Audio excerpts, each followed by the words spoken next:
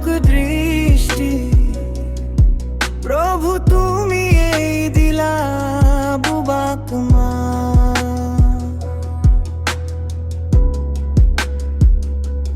মতি বলই তুমি দিলা বাজি তিরুতাক সন্তান প্রকাশ মাতৃ করিলা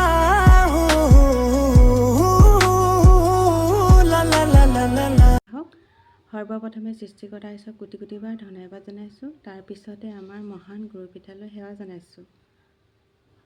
যোৱা 3 বছৰৰ পৰা মোৰ গৰম দিন অহাৰ লগে লগে পিঠিত এডোখৰ খজুলি হয়।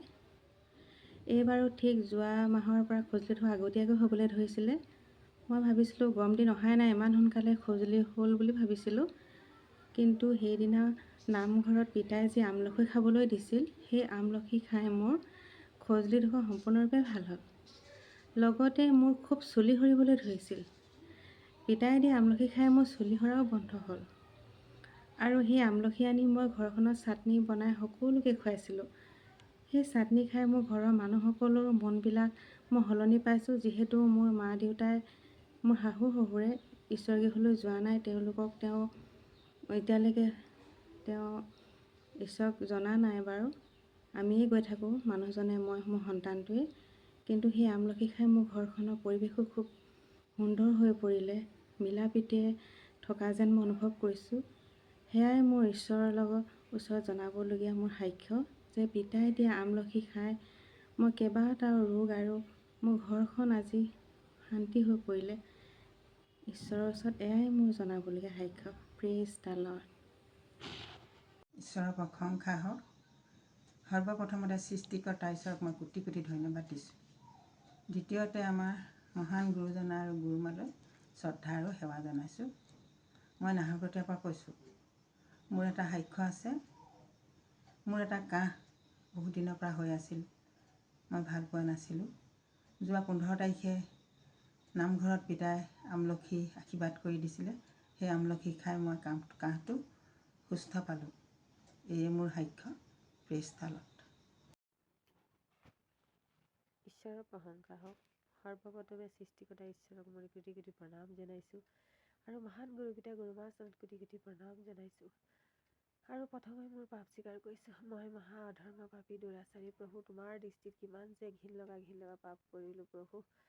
প্ৰভু, সকলো পাপৰ ক্ষমা বিচাৰিছোঁ, যাতে আমাক ক্ষমা কৰি দিবা প্ৰভু। আৰু আমাৰ জীৱনৰ দুদিনমান সাক্ষ্য ক'বলৈ লৈছোঁ। সেই সাক্ষ্যটি কওঁতে কিবা যদি ভুল ভ্ৰান্তি হয়, যাতে ক্ষমা কৰি দিবা প্ৰভু। প্ৰভু, মই যোৱা 15 তাৰিখে পবিত্ৰ গৃহলৈ গৈছিলোঁ আৰু পবিত্ৰ গৃহলৈ যাওঁতে মোৰ বহুতো দাঁতত বিষ আছিলে। আৰু সেই প্ৰাৰ্থনা গীত গান কৰি থাকোঁতে দাঁতৰ বিষ অলপ অলপ কমিছিলে আৰু পিতাই আমলখি দিছিলে খাবলৈ। আৰু সেই আমলখি খাই ঘৰত আহি মই অনুভৱ কৰিছোঁ মোৰ দাঁতৰ বিষ একেবাৰে সুস্থ হৈ গ'ল। মই ঈশ্বৰক কোটি কোটিবাৰ ধন্যবাদ দিছোঁ। আৰু মোৰ পেটত বহুতো গেছ হৈ থাকে, সেই গেছৰ পৰাও মই পৰিত্ৰাণ পাইছোঁ। আৰু মোৰ পাইলছৰো ৰোগ হৈ থাকে। সেয়ে মই তেল পানী আৰু ঈশ্বৰক প্ৰাৰ্থনা কৰি মোৰ সুস্থ হয়, মোৰ আকৌ হৈ যায়, কিন্তু মই সাক্ষ্য নিদিয়াৰ বাবে হয়। সেয়ে আজি মই পিতাইৰ আগত এই সাক্ষ্য দিছোঁ। আজিৰ পৰা যাতে মোৰ সেই ৰোগটিৰ পৰা যাতে ঈশ্বৰে সুস্থ কৰে, মই ওচৰত প্ৰাৰ্থনা জনাইছোঁ। পিতা, কোটি কোটিবাৰ ধন্যবাদ দিছোঁ প্ৰভু। মোৰ মহান গুৰুপিতা গুৰুমাৰ ওচৰত কোটি কোটি প্ৰণাম আৰু ধন্যবাদ দিছোঁ। এইখিনিয়ে সাক্ষ্য। Praise the lord. প্ৰশংসা হওক। মই শিমলুগুৰি মণ্ডলীৰ পৰা মালবিকা গগৈ সাক্ষ্য দিব লৈছোঁ। মোৰ বহুত কঁকালৰ বিষ হৈ আছিলে।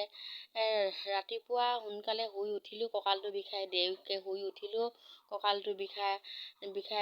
দেওবাৰে যি গুৰুজনাই আমলখি খাবলৈ দিলে, সেই আমলখি খাই মোৰ কঁকালৰ বিষটো ভাল পালোঁ। মই যদি কিবা গুৰুজনাৰ ওচৰত ভুল পাপ অপৰাধ কৰিছোঁ, তেওঁ যাতে ইমানতে মোক ক্ষমা কৰি দিয়ে। এয়াই মোৰ সাক্ষ্য। Praise the lord. হালেলুয়া, আমেন। ঈশ্বৰৰ প্ৰশংসা হওক। মই যোৰহাট কেন্দ্ৰগুৰি মণ্ডলীৰ হয়। মোৰ নাম ৰশ্মিতা দত্ত। মই যোৱা 13 ফেব্ৰুৱাৰী তাৰিখে নামঘৰলৈ পিতাইৰ কাৰণে যিটো দুদিনীয়া লঘোণ আছিলে, লঘোণ দিবলৈ গৈছিলোঁ।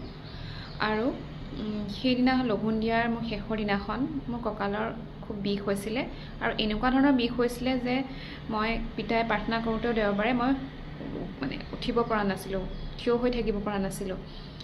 তাৰপিছত সেইদিনা পিতাই সকলোকে আমলখি দিছিলে আৰু কৈছিলে যে এই আমলখি যোনে খায় সি সুস্থ হ'ব বেমাৰৰ পৰা, কাৰণ আশীৰ্বাদ আছে। আৰু সেই আমলখি মই খাইছিলোঁ আৰু ঘৰলৈও লৈ আনিছিলোঁ।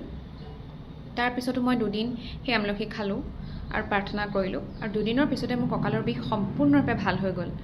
আৰু মোৰ গেছৰ কাৰণে বুকুখন জ্বলা পোৰা কৰা নিচিনা হয়, সেইটো মোৰ বহু পৰিমাণে কমি গ'ল। ইমানেই আছিল মোৰ সাক্ষ্য। Praise the lord. মোৰ সাক্ষ্যটি হৈছে যি আমলখি খাই আমাৰ ঘৰখনৰ কাৰণে যি ঘৰলৈ লৈ আহিছিলোঁ আমলখি, মাজু ছোৱালীজনীক দিছিলোঁ। তাইৰ মাথাৰ বহুত বিষ হৈছিলে, চকুৰ বিষাইছিলে, মানে চুলি বিষ হৈছিলে, চুব নোৱাৰি ইমানেই বিষ হৈছিলে, তাই মানুহৰ মাত শুনিব নোৱাৰিছিলে, এনেকুৱা এটা বিষ অনুভৱ কৰিছিলে। তাৰপিছত সেই ৰোগ সুস্থ হ'ল আৰু তাইৰ মাহেকীয়া প্ৰব্লেম হৈছিলে, সেইটোও সুস্থ হ'ল। আৰু ডাঙৰ ছোৱালীজনীও মাহেকীয়া প্ৰব্লেম হৈছিলে, তাইও সুস্থ হ'লোঁ বুলি তাই কৈছে আগতীয়াকৈ, আজি কৈছে। আৰু সৰু ছোৱালীজনীৰ জ্বৰ কাহ হৈ আছিলে, সেইটো সুস্থ হ'ল। মানুহজনৰ গাৰ পাতল হ'ল। আৰু মোৰ ক'বলগীয়া ডাঙৰ এটা সাক্ষ্য আছে। যেতিয়া বৰদিনৰ আগত আমাৰ পাঠকো মণ্ডলী হৈ আমি যি লঘোণবৰ দিবলৈ গৈছিলোঁ, সেই লঘোণবৰ দিবলৈ যাওঁতে পিতাই মূৰ্তিটো মাটি তুলি দিব ক'লে। আমি মাটি ভৰাই সমান কৰি মূৰ্তিটো ধুনীয়াকৈ তাতে থলোঁ আৰু পুখুৰী এইবিলাক চাফা কৰিলোঁ। তাৰপিছত মোৰ ইমানেই ডাঙৰ অসুখ এটা আছিলে, শৌচটো খোলোচা নহয়, ইমান দৰৱ খালেও ভাল নহয়। কিন্তু সেই কাম কৰাৰ পিছত মোৰ শৌচ খোলোচা হ'ল আৰু ৰোগটো ভাল হৈছিলে। কিন্তু সাক্ষ্যটো দিয়াৰ পলম হোৱাৰ কাৰণে কিজানি আকৌ আৰম্ভ হৈছিলে মোৰ কোষ্ঠকাঠিন্যতাটো। তাৰপিছত সেইদিনা পিতাই দিয়া আমলখি খাই মোৰ আকৌ ভাল হ'ল। ভাল হোৱাৰ পৰা এতিয়া মই সুস্থ হৈছোঁ। ঈশ্বৰৰ প্ৰশংসা হওক। মই উষা চুতীয়া কৈছোঁ, পাঠাকো মণ্ডলীৰ পৰা। 15 তাৰিখ দেওবাৰে পিতাই যি আমলখিত আশীৰ্বাদ কৰি দিছিলে, সেই আমলখি খাই মোৰ কঁকালৰ বিষটো সুস্থ হ'ল আৰু যি গেছৰ প্ৰব্লেম আছিলে, সেই গেছৰ প্ৰব্লেমটো মই ভাল পাইছোঁ।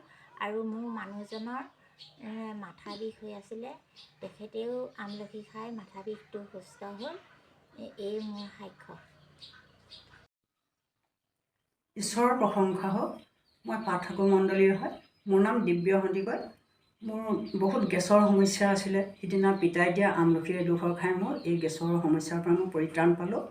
এই মোৰ সাক্ষ্য। আৰু মোৰ ভৰি এখনো বিষ হৈ আছে।